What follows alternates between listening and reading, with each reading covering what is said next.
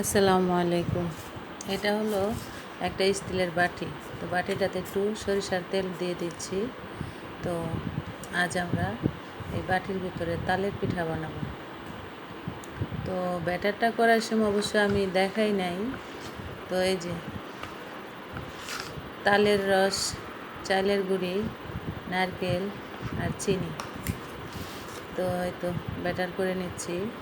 তো দেখেন, তো বাটিতে দিয়ে দিচ্ছি।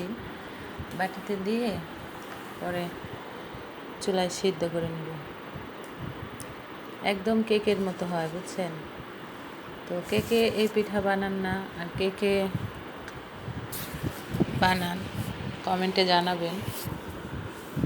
তো আমি আবার সাথে কটা কিশমিশও দিয়ে দিচ্ছি। ভালো দেখায় কিশমিশ দিলে, তার জন্য আমি কিশমিশ দেই। তো এই পিঠাটা আমার খুবই পছন্দের।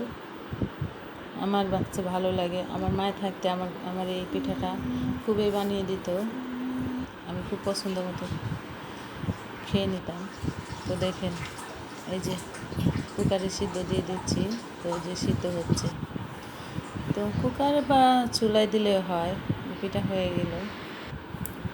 তো চলেন, তো পিঠা খেয়ে নিই। আসেন, কে কে খাবেন। আল্লাহ হাফেজ।